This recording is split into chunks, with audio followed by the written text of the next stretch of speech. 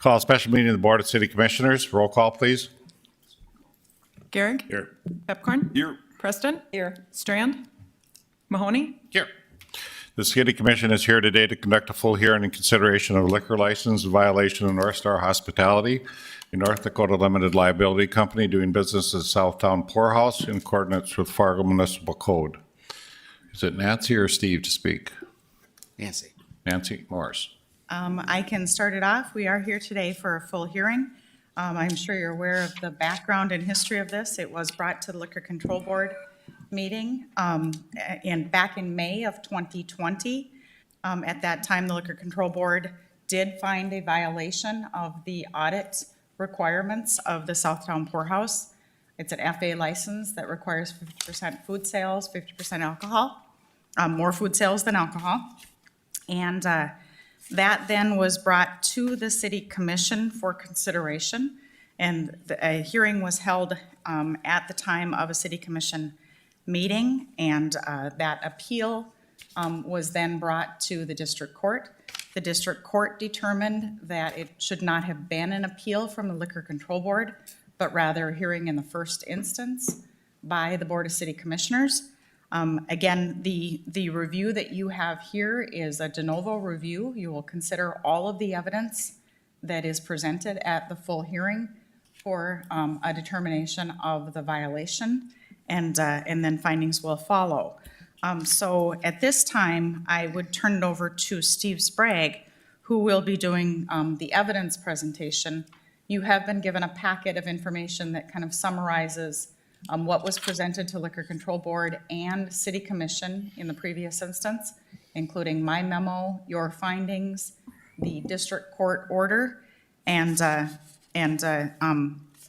the arguments of the parties will be presented today for full consideration. With that, I turn it over to Steve Sprague. Good afternoon, Mayor and Commissioners. So I want to give a little bit of background on the Southtown Poorhouse liquor license, just to kind of bring you back up to speed and to refresh your memory on this one. So in May of 2018, the liquor license was transferred from a restaurant that had closed. It was an FA license, as Nancy had said. Then after that transfer, Southtown went ahead and fit up their building. They consequently opened in the fall of 2018. Prior to opening, Mr. Klemick, the owner of Southtown, and I had a conversation, and one of the things that he said to me was that they would be featuring Dwayne's Pizza, but he did not ask if the Dwayne's Pizza sales would then count towards his meeting the sale requirement. And one of the reasons that I know that he didn't ask me that is it would have been unusual enough that I would have said I'll have to ask my attorney whether or not that would count. And then we would have requested additional documentation to show what that relationship was. That didn't happen that summer of 2018. Then in December of, or after 2019, so it was sales through December of 2019, we had a liquor audit done to see what those sales were. And then that went to Liquor Control Board in May of 2020. And as Nancy said, was appealed to City Commission, July of 2022, or 2020 also. And then to District Court in October of 2020. And then again, the court remanded it back to, and that's why we're having that hearing today. And so again, with our liquor licenses, certain licenses are required to have food sales. Those are restaurant licenses.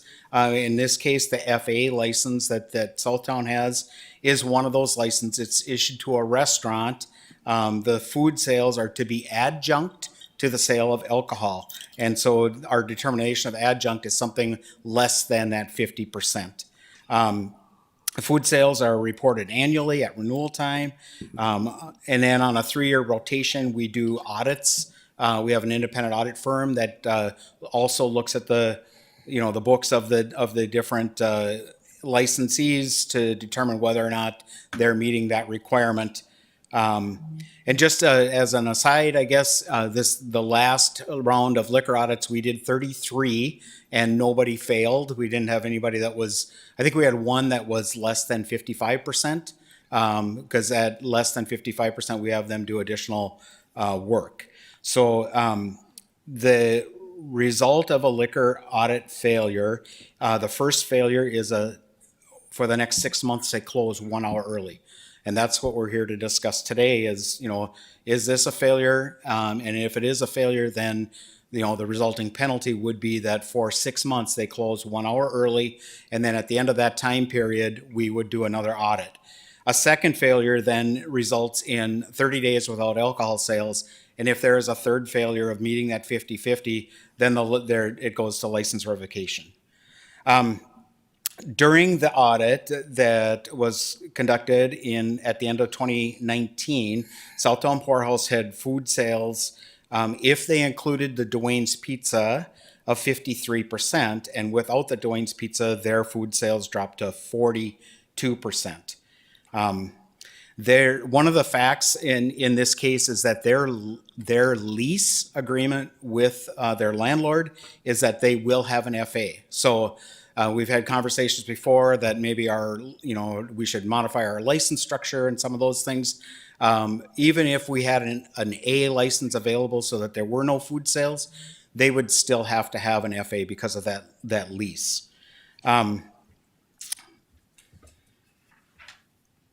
After the liquor audit, we did ask to see what kind of an agreement that they had with Dwayne's, and that is included in that packet, and it's a facility use agreement.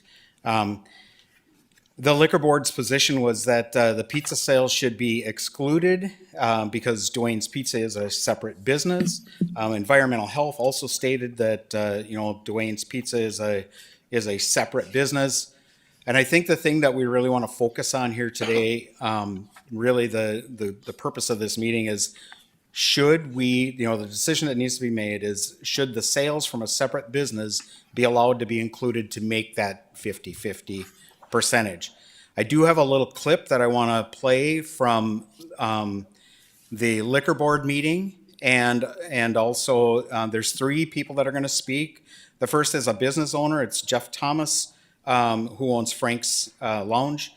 The second is Chris Ullman from Fargo Cass Public Health. And then the third is a Liquor Control Board member, Bob Nelson. So let me see. My concern is I hold a Z license, and you really got to think of the long-term ramifications of this. You've got 2 businesses operating in one. I happen to own Frank's. Spicy Pie represents 2% of our sales. It was a convenience thing. If someone wants to order pizza, great. We don't have a requirement to sell food. And so us partnering with them is irrelevant. This is different. And as a Class Z license holder and some of the others, this can really devalue our license because I paid $109,000. They didn't pay anything close. Nothing would prevent someone else to come in and get an FA license and partner with Subway and say, Subway, we're in the same building. They've got separate employees, separate POS systems. It's 2 different businesses. It's clearly 2 different businesses with different ownership and different ownership percentages. And so my concern is what that does to the value of my license and other people's licenses, because it drops it significantly, because anyone can now get an FA license, run part of their business essentially as a bar in team with any type of restaurant or fast, heck, if you could get McDonald's to agree. If I'm selling it through my business, you're saying it counts, and I don't think that's right. So it's a very slippery slope that you're getting on here, saying these are all smart people. You understand the business plan when you put it together. You understand what your restrictions are, you ask the questions. Heck, when I put mine in, I was potentially going to have an off sale. I couldn't share a cooler without putting tape down and keeping inventory separate. It's truly not that complicated when you think separate businesses, separate ownership, separate POS, employees are paid by different people. We got to be careful here, because I don't want the value of my license significantly decreased, or I'd like someone to buy it back and look at a different partnering relationship. Heck, I can give the Spicy Pie guys 1% of my business, and they can give me 1% of theirs, and we can combine the sales, and I've got nothing to worry about. It's not right. Under the North Dakota Department of Ag, you can't just go and buy a pizza from Dwayne's that's cooked, sell it as Southtown. Department of Ag would shut that down because of the meat. You can't buy, essentially they'd be wholesaling at that point from the Dwayne's. Just to kind of clarify how we treat it, as a health department, we had separate plans for Dwayne's and Southtown. They have separate kitchen equipment, separate owners, separate walk-in fridges. When we're inspecting, it's separate inspections where Southtown has the alcohol license, Southtown has a food license, Dwayne's has a food license and a delivery license. So that's how we treat it. I don't like to muddy the waters, but in our eyes, it was always two separate businesses. Yeah, Mr. Edison, I believe it was last time you were here, you mentioned that your lease or the owner's lease required an FA license. Is that keeping you from talking to the city about perhaps getting a more appropriate license, as in an A license? The answer to that is yes. So that's a reality that my client has. Okay, so I would assume if I try to put myself in the landlord spot, it's because he wants this property to be more of a restaurant than a bar. And it's possible that you're this very successful and very nice business. I've been there several times myself. I mean, you walk into it, there's gambling machines, there's pool tables, there's dartboards, there's a big square bar in the middle. It feels like a bar. And there's people in this room that have, an old saying that if it looks like a bar, if it smells like a bar, it's a bar. So part of what's happened here to the FA licenses that were, and somebody correct me if they feel I'm wrong, but they were created for kind of overflow lounges for Fridays and Chili's. They were popular because at that time also the city of Fargo was very interested in adding food to as many liquor licenses as they could. So they kind of capped the A licenses. They wanted less honky-tonk, so to speak, and drinking places and more places where food was involved. That was certainly responsible for the times. So, I mean, your website, you call it a sports bar. So, I mean, is it what was originally meant with the FA licenses, or should this be an A, which might be limited, but I would question, is that something we should talk about, adding an A or opening an A? It's a beautiful business. I believe it's well-run. It seems very successful, very high volume. So does the FA fit that? And again, so that's the end of my presentation, but just to remind you that the decision that we're here to make today is, should the sales from a separate company be included in calculating the food sales? With that, I'll open any questions. Well, at one time when we had previous consult, there was a discussion about possibly buying Dwayne's or have something happen. Can you tell us, or is people going to talk about this? Wasn't there some, I think Commissioner Pipcorn had met with the owners and the attorneys, and there was a possibility of a compromise? Did that ever happen? To my knowledge, no. That would be a question for their counsel Okay. or their owner. Yeah. Mr. Gary. What's the cost of an FA license? If they bought the FA license from the city, the initial fee is $100,000. And a Z? A Z is $110,000. Yeah, so I don't understand what the Frank's owners was talking about devaluing his. It's the same price for a different license. So what they're really talking about is the resale value, the devaluing of the resale value, which again is not proper. This is not a commodity. You're not buying a license so you can sell it in the future and make money off of it. So we need to get that argument out of our heads. It should never be used again. People can argue it, but it holds no water with me. In fact, it's a ding, I think, for most people. So I'm not in the game of protectionism. If there's a better bar out there and you got to compete with that bar, compete with that bar. But I don't think we should be holding back licenses because the people who currently own them don't want their business to have more competition. This restaurant is operating as a bar. So we can find a way for them to operate that way, or they need to change how they operate. And I think that's the simple part about all this. Any other commission questions? If not, we'll have the bar owners or attorney speak now. Is that right in the hearing, Nancy? We do that? Yes, that would be appropriate to have council speak to the matter and any questions or response from anybody that wishes to present as well.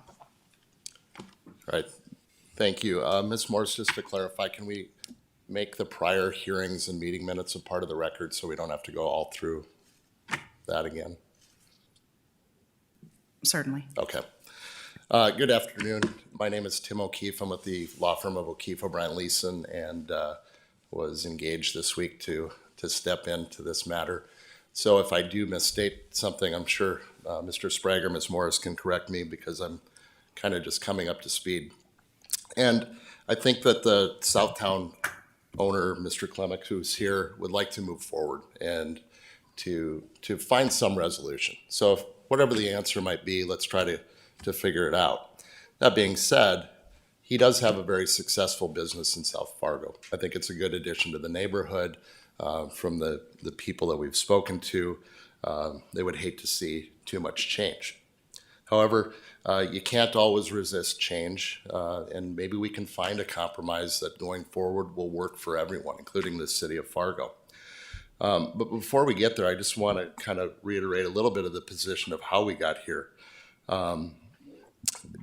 Clearly, there are competitors out there, and I guess Commissioner Garrick already addressed part of it, but I think this came to light because of Mr. Thomas, Mr. Erickson hiring the Nilles firm to object to how Southtown was running because they saw Dwayne's Pizza being a separate entity, which it clearly is. The license issue, though, that really started back in 2018 when the application was made. Mr. Klemick remembers the conversation with Mr. Sprague differently, that before he signed the lease, he had the discussion about would it be okay for Dwayne's not only to operate out of the restaurant, but would that count for food? So that's my client's understanding and his memory of the discussion. They went forward. I know his prior council brought the proposed ordinance changes and some variant suggestions. We're not going to go there. There are enough liquor ordinances. We understand that. The big problem being for my client is he'd be buying a lawsuit if he were to apply and receive a different license. He has to operate under an FA. And he did pay $100,000 for that FA license. So the devaluing argument we'll skip over. But in the compromise side and in looking at what does the ordinance require and also what has Southtown done since they received a notice from the city that they were not in compliance. Well, what they've done is they've taken steps to sell more food. And the way they've done that is that number one, they started allowing minors into the Southtown up until 9 p.m. So bringing minors in definitely helps. They were not in compliance with the kitchen operation initially, and that was a mistake of Mr. Klemick. They were closing the kitchen down many nights at 10 or 11 o'clock. They're required to shut the bar down or restaurant down an hour after the kitchen closes. They've rectified that. Mr. Klemick now keeps the kitchen operational from 11 a.m. in the morning until 11 a.m. in the morning to 1 a.m. in the evening, and closes the restaurant at 2 a.m. Other things he's done: removed the pool tables. There are no dartboards there.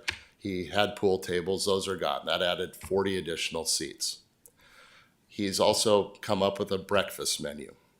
He has not started that yet because he doesn't have the staff to do it. And hopefully that will change soon with the times.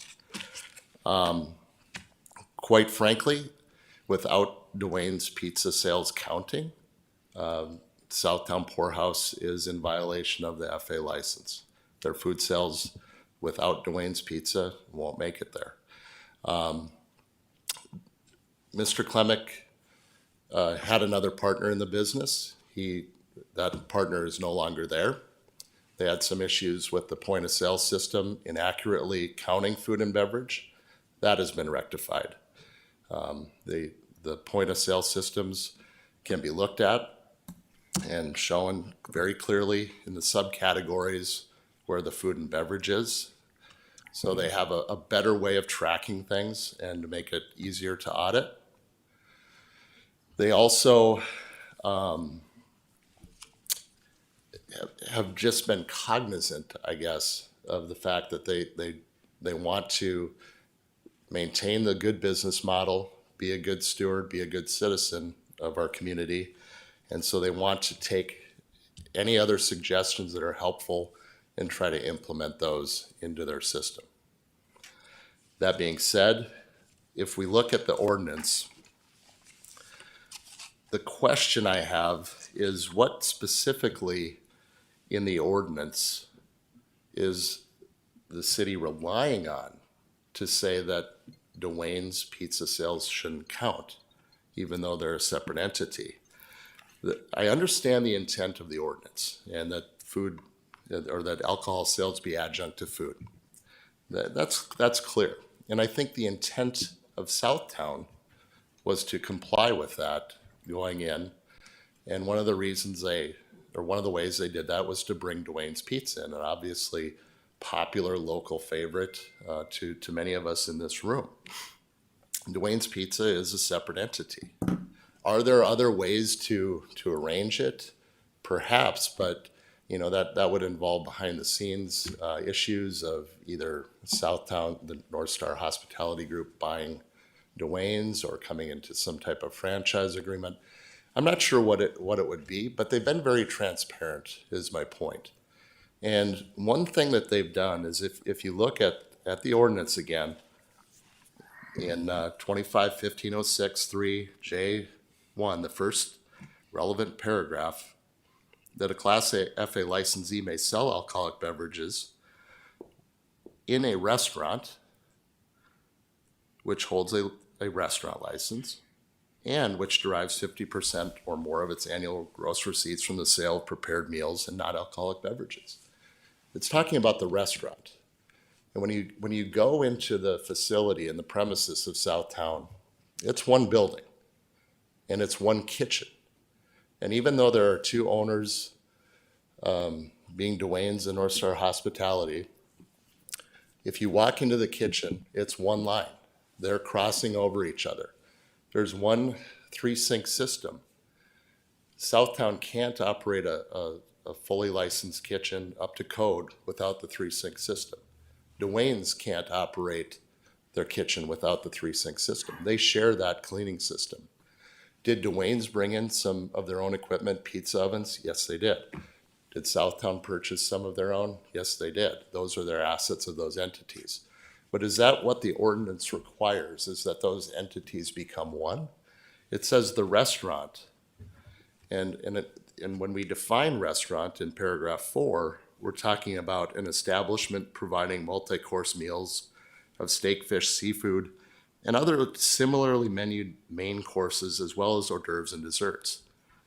Goes on to say fully prepared and cooked on premises. Again, they're doing with the spirit and the intent of the license, they're preparing fresh meals, fresh pizzas, fresh burgers, fresh fries, and on down the line. This is not a situation where we have a separate building, where we're walking over to Sandy's Donuts across the street, bringing in donuts and selling those inside. Not walking over to Subway and bringing Subway's sandwiches inside. Everything is prepared on site from one kitchen. To make it work financially and for both parties, that's how it evolved from the beginning in 2018. Dwayne's came in, they have an agreement as to how they operate. The city doesn't view that as a partnership agreement, but they're just looking at the facility agreement. And I understand that. But if we look at, again, the intent of the license, and if we include the pizza sales, which are consumed on premises, which are on the menu for Southtown Poorhouse that get rung into their point of sale system. And then on the back end, the two owners figure out the profit and loss between them. Southtown is clearly attempting in every way to comply with that license. So if we can't have someone point out to us why we're reading that wrong, I'm not sure where else to go with this, other than to just simply point out that the term restaurant, and it doesn't say licensee, but the term restaurant is being complied with.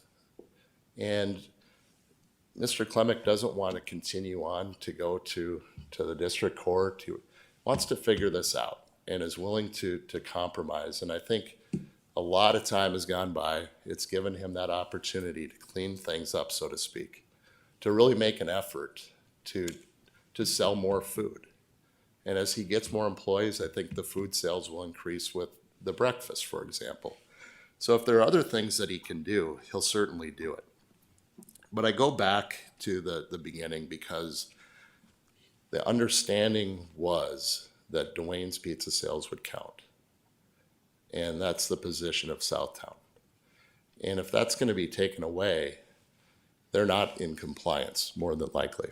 An audit hasn't been done for a couple of years, but it's going to be really close. If the pizza sales count, they'll be fine. They'll be just as much in compliance with the other 31 or 32 businesses that Mr. Sprague mentioned. So there's no hiding the ball here. That could certainly be done. They could certainly come up with another agreement, I suppose, to make two entities one. But that takes a lot. That takes money, that takes lawyers, that takes a willingness of both parties to do that. So my point being that I believe the way the ordinance is worded and written, the fears should be alleviated that this is one restaurant. The food is consumed on the premises, could be a burger, it could be fish, it could be a Dwayne's Pizza.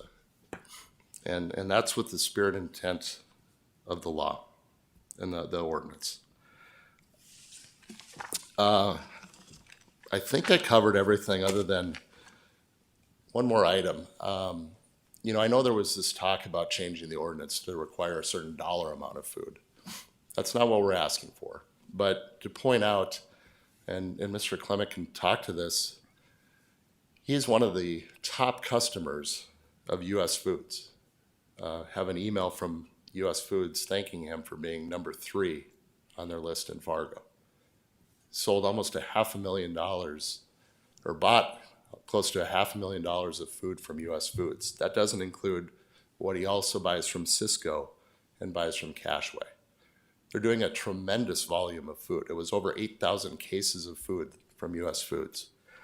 So they're really doing everything to keep those food sales up and make that a focus of their business and a prominent offering on the menu that you get when you walk in and sit down at a table. If there are any other questions, I'll take them, try to field them for Mr. Klemick. So one of the questions that came up when we had a discussion with the owners was to have some type of subcontract with the Dwayne's Pizza. I see a marked difference between Subway and Spicy Pie in the fact that in those two areas, you can go into Subway and buy a Subway yourself, and you can go into Spicy Pie and buy that. When I go to your establishment, I can't find a Dwayne's area that I'd sit and eat a pizza. It's really basically a kitchen, and you buy inside your bar to get a pizza if you want to take out or go somewhere else. The suggestion that the Nancy Morrison we had is there a way to, in a contract, not money exchange or anything else, to make it look more like it's a one operation? Either some type of statement which would be saying Dwayne's is more attached to the bar or restaurant than it presently is, because it's two individual businesses right now. Correct, and that's a question we have is, would that be acceptable? If Dwayne's owner is here today, my client's here today, if they come up with a written contract of their partnership that they're operating as one out of one kitchen, which they are. I know the facility agreement kind of specifies 2 coolers, 2 kitchens. I think they would both tell you that that's not the reality of, that was a space issue when they were contracting with the landlord and building the operation, is that Dwayne's needed to make sure they had enough room for their pizza ovens. So if that would satisfy the city's requirement, I'm sure we could sit down and try to hammer something out. Commissioner Pipcorn, was that what you were trying to get at one time? Sure. So, Mr. Chair, just to summarize it, Nancy and Steve and I have met several times. We've been trying to resolve this that way for a long time, and it hasn't been resolved. And so from my perspective, that'd be great, but it hasn't happened. And so, I would like to thank our staff. We've tried to do that. We don't want it to get to this point, but I think enough has gone on. It's like we've already, I don't want to put words in your mouth, Steve, but we've met and tried to get this resolved, and they haven't done it. And so that's what's frustrating to me. The other thing that bothers me is we have to be fair to all the other liquor license holders, and the FAA rules are the rules. And so we have to, and you know, the price of the license is irrelevant. You got to follow the rules to be fair to all the other liquor license holders. And so to me, that's the point. And I believe they got this FA license because there weren't a lot of the other ones available at that time. And so this was what they had available. And so the rest of this is, that's on them to resolve this stuff. And I think we have to stick by what we have. That's my perspective. And Steve, if you'd just comment real quick, we have worked on this. Go ahead. Yes, Commissioner, we've met numerous times with the ownership group and with the attorneys from from Southtown Poorhouse. One of the suggestions was some kind of a partnership where, you know, they each have ownership in the other business. Another suggestion was more like a franchise kind of arrangement where Southtown then is hiring the employees that run Dwayne's. They're buying the cost of goods sold, all of that kind of stuff, and then they're paying the Dwayne's owner for the right to use Dwayne's name and Dwayne's recipes. You know, and of course we're not privy to any of their conversations on how that went, but those were a couple of suggestions that we had. You know, to kind of address the language in the ordinance. You know, the ordinance was written in 1990. I don't think anybody would, you know, 30 years later, contemplate at that time that somebody is going to, you know, bring a second, you know, a competitor business into my business, and then we'll operate together or something, you know. So yeah, it's not clear in the language that you must sell only your own food or something like, you know. That'd be great if that language was there, but it's not, and you know, partly is because it was from, you know, 1990. So. And if I could kind of jump in on that, of course, there is one licensed holder, and that is the Southtown Poorhouse. So that's where the alcohol is permitted to be sold from. So that's what we're looking at, is who holds the license and what are their numbers for compliance with that ordinance. So I don't want to say it's assumed, it is included that they, as the license holder, will sell 50% or more of food. And so that's what the FA license requires. The attorney also, Mr. O'Keefe, talked about, you know, the steps that they've taken to try to be, you know, to become compliant or you know, they started allowing minors in. They now, you know, they then changed their hours of operation of the kitchen, removed the pool tables, things like that. There are additional steps that could be taken. I mean, if you think of most restaurants, an Applebee's or something like that, a lot of them are closing at 10 o'clock. You know, they're not staying open till 2. So, you know, if he operated as a restaurant and, you know, reduced his hours, you know, there'd be another step that he could take that would cut out some alcohol sales and help increase his food percentages. So I don't know that everything has been taken. I'm not saying that he has to do this or he has to do that. As Commissioner Pepcorn said, it's on them to figure it out, but these are our rules. So, Commissioner Preston. Steve, can you tell us, I know that FA licenses have some similar kind of situation like this before. before we talk about a compromise, I'm trying to get at what has the precedence been here with FA licenses and that 50% rule? So there are different, every situation is a little bit different, right? Okay. And so some of the people that have had FA licenses that were struggling to meet that 50% had the ability to go out and get a different license that they didn't have to Okay. meet those food percentages. That's one way that it's happened. Other ways, businesses simply weren't able to make it, and it wasn't necessarily the sales or the food sales, but just general environment weren't able to be functioning. For instance, this license was Perala's Fresh Mexican. And so that was an FA license that, just didn't make it. And so they sold the license to Southtown. So that's an example of an FA that, just is not in business. So. Follow-up question, if I could. So, Council, you had indicated that you'd asked a couple of things. You had asked the question, what in the ordinance supports this interpretation? In my mind, that's why we bring it to district court, is to get that interpretation clarified. But you have talked a lot about the changes that have been made since all of this started to increase the food sales side. But then you made the statement, but even, and let me see if I'm interpreting it correctly, even at this point, the establishment would not meet the 50% requirement as it's being interpreted by the city? It's a lot closer, but the problem is that Dwayne's Pizza is on their menu. So if somebody walks in and orders food, that's a very popular item. The Dwayne's Pizza sales are very strong.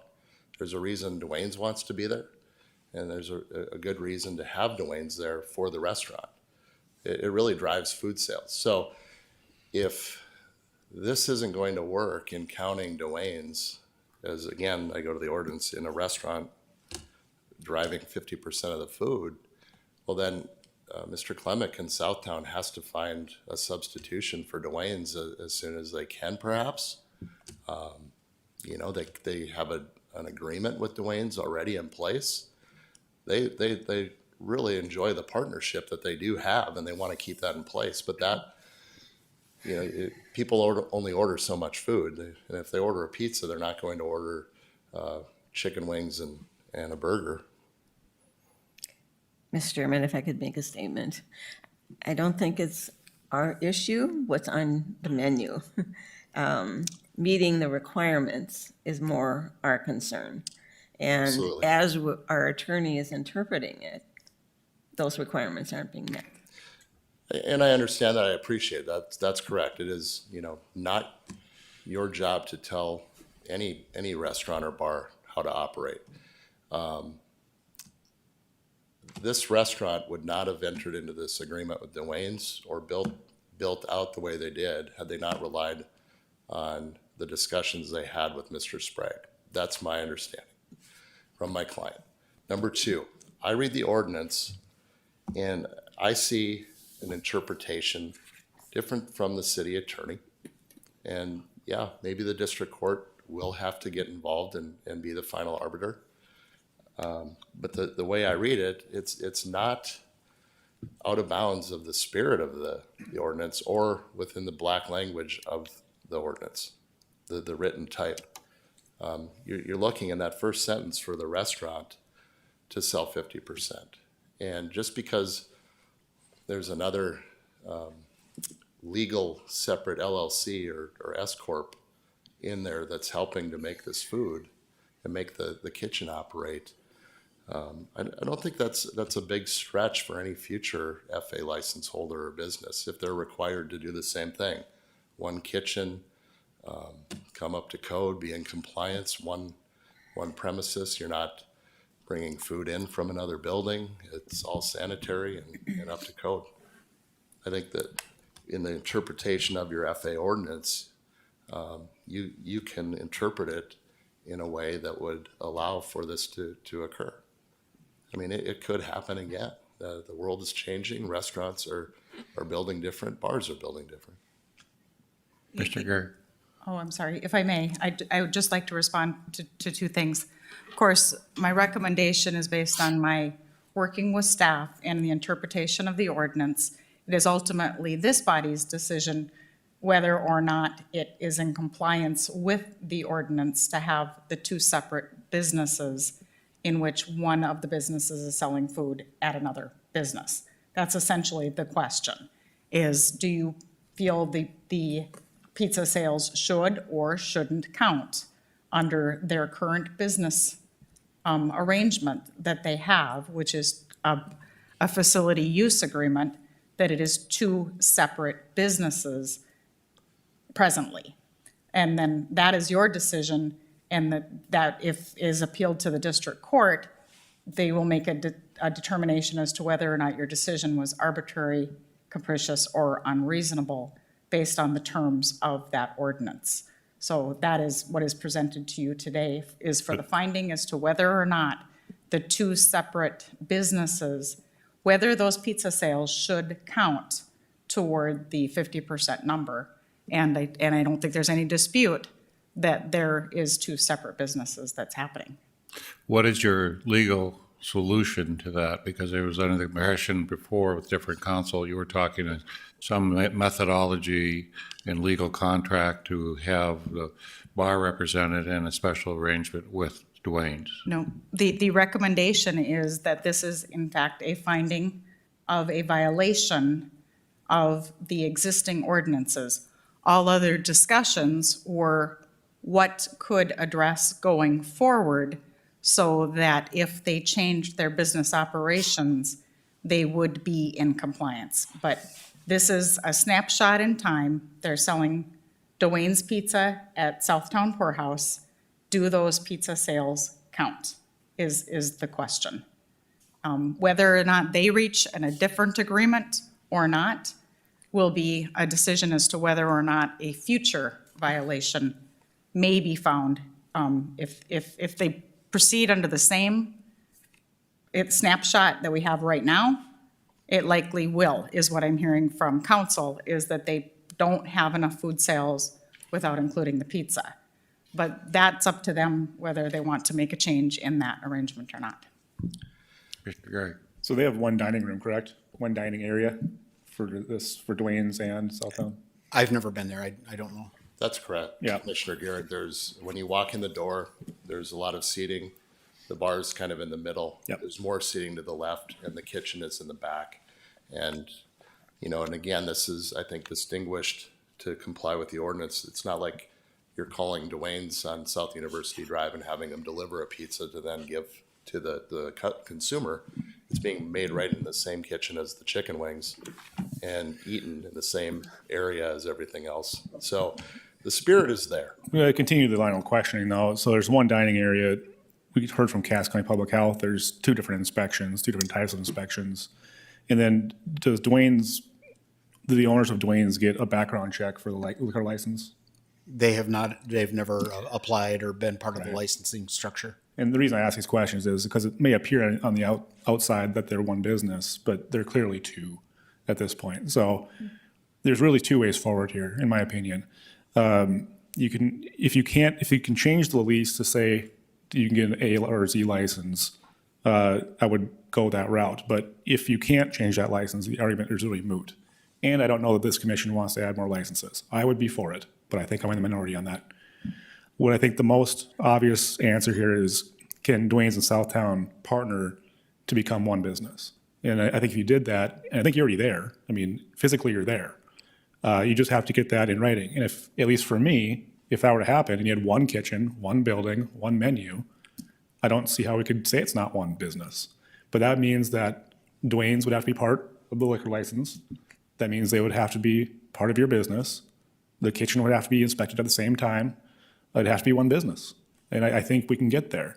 Dave, the question to you is, when you said that it just hasn't happened yet, is that because of our restrictions and our policies, or is that because the owners have not come to the table and said, here's how we're going to do that? I think we did all we could to encourage them, but we can't make them. And I know they're working on it, but the other thing, if you don't mind me just jumping in a little bit, to me, we just have to decide on whether this is a violation or not. We can encourage all that, and I do believe that would resolve it, but it hasn't happened. And so it's kind of that, all right, sorry to interrupt. The last thing I'll say is, I want us to be clear to them that if they do that, future violations won't happen. Because if they go through all that work, spend all that money, and go through all that, then we say, well, you're still two businesses. We need to be clear to them that today you're in violation, you're gonna get the penalty, which is the closing early for 6 months, and you're on probation.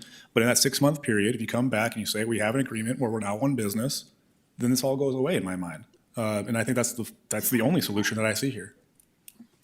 Commissioner Preston. Yeah, I was just going to state basically what Commissioner Pepcorn stated, is that, as I understand from Ms. Morris, that we are here to determine whether there was a violation in the past. And yes, I think everybody is agreeing that happened.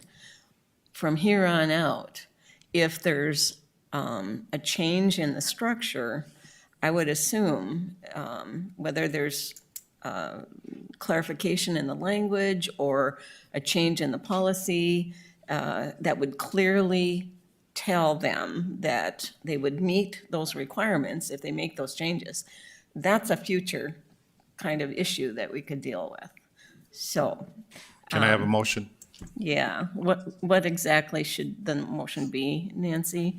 What was on your original findings or memo from the Correct. I think that if you are finding a violation of the audit, the motion would simply be to find that violation, that they did not meet the 50/50 requirement of the FAA license, and that the Dwayne Pizza sales would not be included in that 50/50 So moved. calculation. Is there a second? Second. Any discussion? I just want to add, to me, they can resolve it, but it's not on us. And we've kind of done as much as we can, but at a certain point, you have to do it. And the other thing is the lease thing, that's none of our business. That's between them and their landlord. And so those are issues that they need to resolve. That's just my perspective. Thank you, Mr. Chair. Any other discussion? Roll call vote, please. You want to close the public hearing? Oh, is that right, or? You could ask for further testimony from any members of the public or Any members of the public or wish to speak at presentation. this time? Anybody want to speak? If not, I'll close the public hearing. Tim, do you have something else, yes, Keith? Can you just introduce yourself and just limit Hi yourself? there. I'm Chad Klemick, the owner of the Poorhouse. From day one, from the conception of this, I was in touch with Steve Sprague, and I would have never have moved forward if I wasn't allowed to have Dwayne's Pizza count towards the sales. He said if it's made on the premises, it will count towards your food sales. He never said anything otherwise. He not only said that to me, he said it to the owner of Dwayne's Pizza, because we've met all several times before this even started. And why the flip-flop now? Steve, do you want to comment at all? It's just not my recollection. Okay, misunderstanding. I don't recall that conversation. Okay, thank It you. was very direct, and I would never have started this business if he wouldn't have said that and stated that. Because we need those sales. And right now, we can't even, Dwayne's Pizzas takes up their tables. We can't use those tables for our food. So that's even another negative on our sales. So, and on the liquor license, where does it say word for word that I received that we can't do that? All it says is, if the food is made on premises, it will count, period. Doesn't say anything else, any other way. And here I am stuck with a lease with Bulldog Tap has in their lease that only FA can be on the premises. They won't change it, period. That will never happen. So that's all I can say. I'm Steve from Dwayne's is here too. If you'd like to talk to him with his discussions with Steve Sprague, he'll say the same thing. This was okayed by Steve Sprague.